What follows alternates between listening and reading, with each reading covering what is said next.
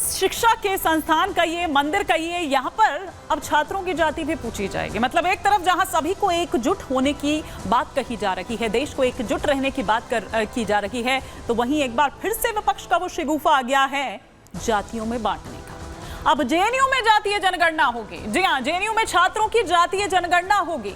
छात्रों की जाति की जानकारी जुटाएगी कौन? यूनिवर्सिटी जुटाई जाएगी। यूनिवर्सिटी प्रशासन जो है वो जातीय जनगणना करेगा। जेएनयू प्रशासन ने छात्रों की मांगे मान ली है। 11 अगस्त से भूख हड़ताल पर बैठे थे छात्र। छात्रों की हड़ताल के आगे प्रशासन झुका। यूनिवर्सिटी प्रशासन ने कुल 6 मांगे मानी हैं। हालांकि इसके बाद भी प्रोटेस्ट बंद नहीं हुआ। छात्रों ने कहा कि हमें लिखित में आश्वासन चाहिए, मौखिक आश्वासन पर हम अपनी हड़ताल नहीं खत्म करेंगे।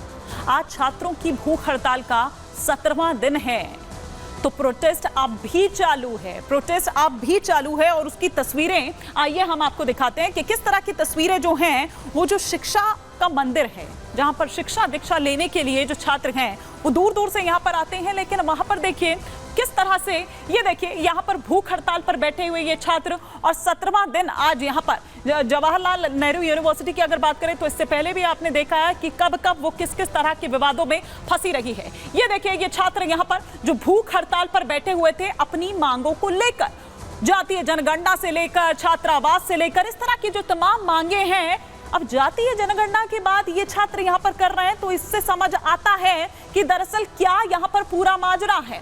भूख हड़ताल पर बैठे ये छात्र जिनको आप यहाँ पर देख रहे हैं, और वहीं दूसरी तरफ देखिए जो एनएसयूआई के छात्र हैं, इन पर कई तरह के आरोप भी लगते हैं, लेकिन एबीवीपी के जो छात्र हैं वो क्या कुछ कह रहे हैं, वो किस तरह से इस मुद्दे को उठाते हैं या इनके खिलाफ खड़े होते हैं, वो भी जरा सुनिए। पिछले 2012 से जब से जेएनयू में कैंपस में इलेक्शन शुरू हुए हैं, लगातार लेफ्ट ऐसी कोशिशें करता रहा है और लगातार छात्रों ने उनको जेएनयू में जिताया। उसके बाद अभी तक उनका एक सिंगल अचीवमेंट नहीं है इस कैंपस में, उन्होंने कोई काम किया हो। लेकिन अब कोई मुद्दा मिल नहीं रहा है और फिर से इलेक्शंस आने वाले हैं, नए स्टूडेंट्स आए हैं, तो उनको लगता है कि यही करके वो स्टूडेंट को डिवाइड करके फिर, क्योंकि एबीवीपी की पॉपुलैरिटी बढ़ रही है, पिछली बार हम लोग 40% वोट्स ले आए, तो उनको लगता है कि फिर एबीवीपी की पॉपुलैरिटी बढ़ेगी तो उनको कैसे तोड़े वोटर्स को। तो जाति वाली सियासत जो है वो इस शिक्षा के मंदिर में, इस शिक्षण संस्थान में जो है वो देखी जा रही है। अब आइए सिलसिलेवार तरीके से आपको हम ग्राफिक्स के जरिए जानकारी देते हैं कि छात्रों की वो मांग जिस पर सहमति बन गई है, वो पहली मांग जेएनयू में प्रवेश परीक्षा जो है उसकी बहाली की मांग को लेकर के छात्र प्रदर्शन पर, भूख हड़ताल पर बैठे हुए थे। दूसरी मांग ये कि जेएनयू में छात्रों की जातीय जनगणना हो, ये मांग भी इन छात्रों की थी। तीसरी जो मांग थी वो ये कि छात्रवृत्ति की राशि में वृद्धि की जाए, उसमें वृद्धि हो, ये इनकी तीसरी मांग थी। चौथी मांग की बात करूं तो प्रवेश की मौखिक परीक्षा का जो वेटेज है वो कम, ये मांग इनकी ओर से रखी गई। साथ ही साथ पांचवी जो मांग थी वो ये कि पीएसआर गेट जो है उसको फिर से खोला जाए, और जो छठी मांग थी वो ये कि सेंटर्स पर एसएफसी इलेक्शन कराया जाए। इन्हीं 6 मांगों को लेकर जो ये छात्र हैं, ये छात्र यहाँ पर हड़ताल पर बैठे हुए थे, और यही वो मांगे हैं। इसके अलावा और भी कई मांगे थी, लेकिन ये वो 6 मांगे हैं जिन पर सहमति बन गई है। लेकिन ये कह रहे हैं कि हमें इस पर लिखित आश्वासन चाहिए, हम मौखिक आश्वासन पर अपनी हड़ताल खत्म नहीं करेंगे। जेएनयू में जातीय जनगणना के साइड इफेक्ट्स अब क्या है, थोड़ा वो भी हम यहाँ पर आपको समझाने की कोशिश करते हैं कि कैंपस में छात्रों की स्थिति का इससे पता चल जाएगा। कैंपस में किस जाति वर्ग के कितने छात्र हैं ये इससे पता चलेगा, इसकी सही जानकारी छात्रों को मिलेगी। अब जेएनयू में जाति की राजनीति फिर और बढ़ेगी, जाति के नाम पर छात्रों के बीच गुटबाजी होगी, छात्रों में आपस में जातिगत भेदभाव जो है वो बढ़ेगा। पहली बात तो इसकी जरूरत ही क्यों पड़ी, और छात्रों की ये मांगे कैसे हो सकती है?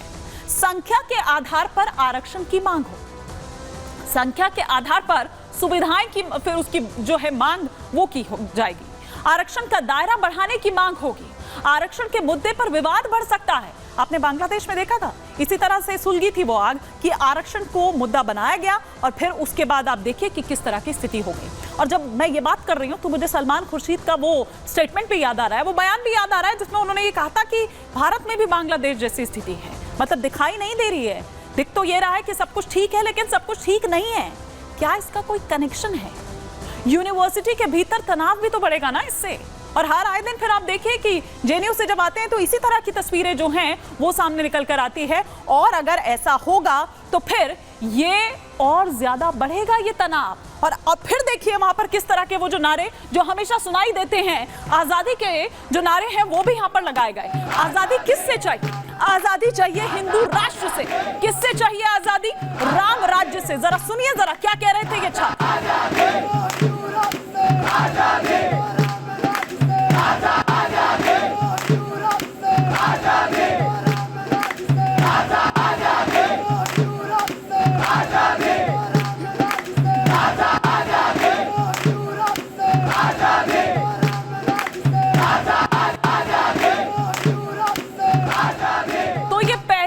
नहीं है जब जेएनयू की दीवारों के भीतर से, कैंपस के भीतर से इस तरह के जो नारे हों वो गूंजे हों। इससे पहले भी हमने समय समय पर देखे हैं कि आजादी आजादी के जो नारे हैं वो इस कैंपस के भीतर से उठते रहे हैं समय समय पर। ये कह रहे हैं कि हिंदू राष्ट्र से इनको आजादी चाहिए, ये कह रहे हैं कि राम राज्य से इनको आजादी चाहिए। और ये जो वीडियोज हैं ये सोशल मीडिया पर तेजी के साथ वायरल हो रहे हैं। तो जेएनयू में जो देश विरोधी नारे हैं उन पर जो एबीवीपी के छात्र हैं उन्होंने आपत्ति जताई है। वो क्या कह रहे हैं सुनिए। ये जेएनयू का काम है, जेएनयू को नाम को बदनाम करना, उसको तोड़ना। अभी जो प्रोटेस्ट बुलाया गया था उस जेएनयू के छात्रों के लिए बुलाया गया था, पर उसमें जो नारे लगे हैं वो देश विरोधी नारे लगे हैं। जेएनयू को तोड़ने की बात होती है, जेएनयू को डिवाइड करके उस पर कैसे हम पॉलिटिक्स करें ये है। ये ऊपर से इनको प्रोटोकॉल आता है, उसी को वे फॉलो करते हैं और उसी पर चलते हैं। इंडी अलायंस के जो भी नेता हैं, जो भी सांसद है, जो भी इन्हें संरक्षण दे रहा है, आपने अभी देखा है फंडिंग आती है, ये लोग उन्हीं के नाम पर ये कर रहे हैं और हम इसका विरोध करते हैं। तो ये एबीवीपी के छात्र हैं जो ये इसका विरोध करते हुए नजर आ रहे हैं। लेकिन जेएनयू प्रशासन ने क्या प्रतिक्रिया दी है वो भी आइए हम आपको सुनवाते हैं। उनकी पहली प्रतिक्रिया जो सामने निकल कर आई कि जेएनयू छात्रों के हित में उनकी मांगे मानी गई है। वो 6 मांगे जो हमने आपको बताई थी उन छात्रों द्वारा कई इस तरह की मांगे रखी गई थी जिसमें से 6 मांगे मान ली गई। तो उन्होंने ये कहा कि उनके हित के लिए हमने ये मांगे मानी है, किसी को राजनीतिक लाभ देना हमारा मकसद नहीं है। छात्रों की जानकारी हमारी वेबसाइट पर मौजूद है, उन्होंने ये कहा। इसे जारी करने में हमारे लिए कोई समस्या नहीं है। वो कह रहे कि ऑलरेडी है तो अगर हम उसको पब्लिक उसमें डोमेन में डाल देंगे तो उसमें कोई ऐसी दिक्कत नहीं होगी। जायज मांगे पूरी करना जेएनयू प्रशासन का काम है। ये प्रतिक्रिया उनकी तरफ से आई है कि स्कॉलरशिप के लिए यूनिवर्सिटी में फंड की कमी है, ये जेएनयू प्रशासन की ओर से कहा गया। यूजीसी से संपर्क कर फंड को बढ़ाने की मांग की जाएगी। उनमें से एक मांग ये भी थी। कोमल हमारी सहयोगी जो उन छात्रों के बीच पहुंची, उनसे समझने की कोशिश की अभी वहां पर क्या स्थिति है, क्योंकि कोमल मांगे तो मान ली गई है लेकिन छात्र तो अभी भी अपना प्रदर्शन खत्म नहीं कर रहे हैं। ये शिक्षण संस्थान है, शिक्षा का मंदिर है, राजनीति का अड्डा है, क्या है ये? देश विरोधी नारों की आवाज क्यों आती है यहाँ से? तोड़ने की बात, बांटने की बात क्यों की जाती है यहाँ पर? बिल्कुल हिमानी, देखिए एक बार फिर से जेएनयू जो है वो पूरी तरह से सुर्खियों में बना हुआ है, क्योंकि देखिए यहाँ पे जिस तरह की मांगे रखी गई थी, देखिए पिछले कई दिनों से यहाँ पे जेएनयू की बात करें या एबीवीपी की बात करें, वो अपनी मांगों को लेकर के धरना दे रहे थे। लेकिन इस बीच देखिए जो सबसे ज्यादा मुद्दा जो गरमाया है वो यही है कि जातीय जनगणना की ये मांग कर रहे हैं। जातीय जनगणना को लेकर के फिलहाल देखिए इनका यही कहना है, अगर हमने लेफ्ट से बात की तो उनका भी साफ तौर पर यह कहना है कि उससे ये जानना चाहेंगे कि जो कॉलेज में स्टूडेंट्स पढ़ रहे हैं उनकी सामाजिक स्थिति क्या है। और अगर हम जेएनयू की बात करें तो देखिए जेएनयू में जो कोटा होता है वो धर्म और जाति के आधार पर कोटा भी मिलता है। तो ऐसे में उनका ये कहना है कि आखिर वो जानना चाहते हैं, उस संख्या बल को जानना चाहते हैं कि यहाँ पे वाकई में जो कोटा उनके लिए सुरक्षित किया गया, चाहे वो SC ST की बात करें या OBC की बात करें, तो उनको उनका हक मिल पा रहा है कि नहीं। ये जेएनयू SU की तरफ से कहा गया है। लेकिन वही एबीवीपी की बात करें तो एबीवीपी ने इस पूरे मामले को लेकर के यही कहा है कि देखिए ये कहीं ना कहीं यूनिवर्सिटी में इस तरह की मांगों को लाना, यूनिवर्सिटी में स्टूडेंट्स को बांटना है, आपस में ये स्टूडेंट्स को बांटने का काम जो है वो जेएनयू SU कर रही है, इसलिए वो इस तरह के मुद्दे को उठा रहे हैं। और इस तरह के मुद्दों को लगातार कोमल आप ये देखिए कि बांग्लादेश, अगर हम ज्यादा दूर ना जाएं और अभी बांग्लादेश की बात करें, लेटेस्ट जो वहां पर चला वो यही कोटा, ये जो आप बात कर रही हैं यहाँ पर आरक्षण की, वो इसी से सुलगा था, इसी से शुरू हुआ था। और आपने देखा कि फिर वहां पर किस तरह की स्थिति हो गई है। और आपको याद होगा सलमान खुर्शीद भी कुछ इसी तरह की बातें करते हुए नजर आ रहे थे। क्या कोई कनेक्शन है क्या आपस में? क्या कोई स्क्रिप्ट है क्या इसके पीछे लिखी गई?